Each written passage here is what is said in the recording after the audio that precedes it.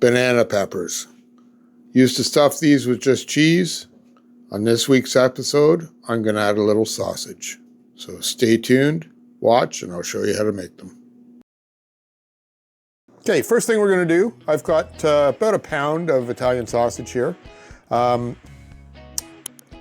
We didn't make this sausage, but we have made several different kinds of sausage. So if you check in the description, we'll make sure to put one down there and maybe one up over my shoulder. I'm just gonna add a little bit of olive oil to the pan to start. I don't need a whole lot because once the sausage starts cooking, it'll let out a lot of grease. We can always drain it off a little anyway, but it'll just help it not to stick to begin with. So I just put a little bit of oil in there. And then obviously these have some skin on them, so we're just gonna take that off. And chuck them in the pan. Try to get out everything you can. These are a little bit easier to do if you leave them, if they're slightly frozen, but these were thawed, so they are what they are.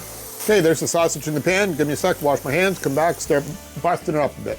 And just while I'm washing up as well, I'm just gonna pop over to the oven, turn it on to 375, let it heat up too. Okay, so the idea is just to brown the sausage and bust it up as you go. I left this a little too long, so I should have probably started a little earlier, but it's good. To our sausage, we are gonna add 2 cloves of garlic. In this case, this is all pre-chopped stuff, so it'll be 2 teaspoons. I think there's gonna be enough, but we could be closer. Be a little extra oil, that's all right. I think I'm gonna drain it off anyway. You just want that garlic to cook for just a couple of minutes, just long enough that you can really start to smell it. Cooks down, gets the raw going, but we tend to not cook it too long, and you sure don't want to burn it because it's awful then. Okay, I think our sausage is pretty much cooked. Got a little bit of brown spots here and there, and the pink is gone. We do have to cook it some more in the oven, so I don't want to overcook it. Okay, so let's leave that there. I'm going to turn off the burner. I'm going to drain the fat off of the sausage, and I'll be right back. I'm hoping the burner is still going to be hot enough here. So we're going to add about half a brick or 4 ounces of cream cheese. Hopefully this is still hot enough. Melt her down a bit, we'll break it up a bit too. If it's not quite hot enough, we'll just turn it on for a second really low. So I don't think this is gonna be quite hot enough, so I think I'll pop this back on again for a minute. I'm gonna turn it way down though. I don't want the cheese to burn on there, I just want it to melt.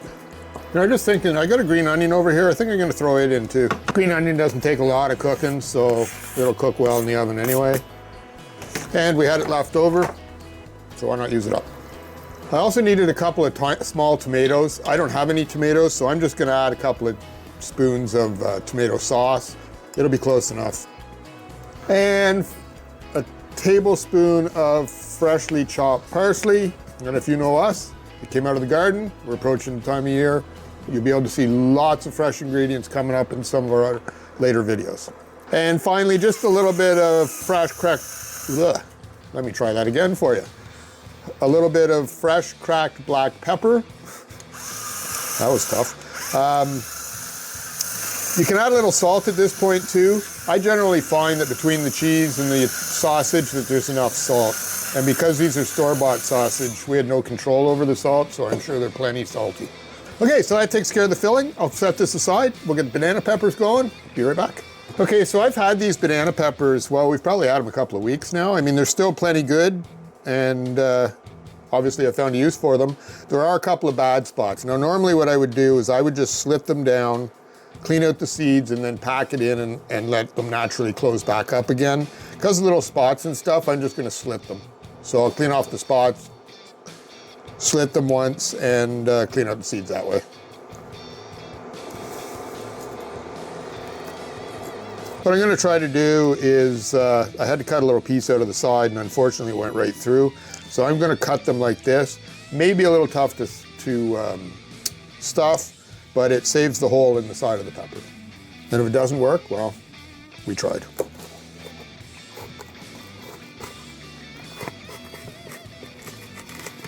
Bit of a casualty here. I inadvertently cut the end off one. So we'll see if we can make it work. All right, get the seeds out of here. I'm just using a spoon to help scoop them out. I find it works as good as anything. Okay, so there we go. Seeds are all out and they're ready to be stuffed. So let's do that next. This recipe called for 4 banana peppers and I had 6. There may be too many, but some of them are a little beat up. So if I don't have enough mixture, then what I'll do is I'll just keep the ones that are a little beat up, use them in a salad or something. So we're just going to take our mixture, stuff it into the pepper. Don't overfill them because we do have another step. So you just want enough to kind of fill it up, and that's all. And then hopefully stand it up. There we have it, your stuff. We ended up with 1.5 extra peppers, and they were the ones that were really gnarly, so worked out all right. Next up, gonna sprinkle a little cheese. This is mozzarella. The other thing you can do is use a little cheddar. Either one of them is quite tasty on this.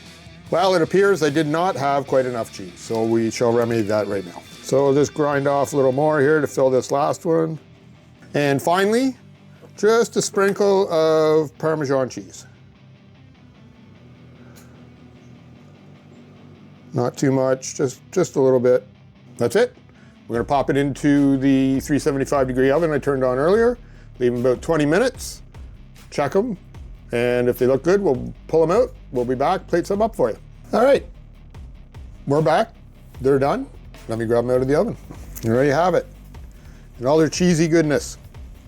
So let's put one on a plate, and we'll give it a taste. All right, and just to fancy it up a bit, we'll just sprinkle a little bit more parsley over the top. There wasn't that much in it anyway, so a little extra wouldn't hurt for sure. All right, so let's give this a try. Cheese is definitely melting beautifully. A little bit of brown in the cheese, which is always nice, kind of that pizza kind of look. It's gonna be a bit messy, I think.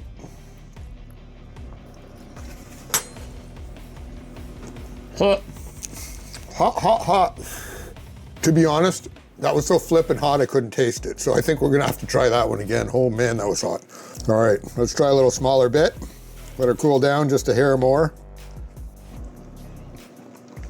The pepper's cooked just about perfect for me. I still like a little tiny bite to it, and it does have that. If you prefer them a little more cooked, just leave them in a few minutes longer. You don't want to leave them too much longer though, because in this case, 20 minutes and the cheese was cooked perfectly. So there you go. So I think that about does it for this video. They turned out really well. As I say, these are a little different than I normally make. I normally use one and it just has a cheese mixture in it. But these are actually a really nice change. A little bit of heat from the sausage, not a ton. I use mild Italian. Just a really nice mix of flavor. Not overly cheesy. So I would say overall, quite good. So hopefully you liked this video. If you did, hit the like button. And make sure you subscribe to our channel as well. Hit the notification bell. You'll be notified every time we upload a new video. We normally try to upload a new video twice a week. We could do a short on Wednesday, and then we do a full-length video on Friday. And do us a favor, comment down below. We've had a couple of videos recently that we've got quite a few comments, and it really helps, and it makes us understand what you guys are looking for. So yeah, that's about it, I think. So as always, don't forget, first we cook, then we eat. Really good.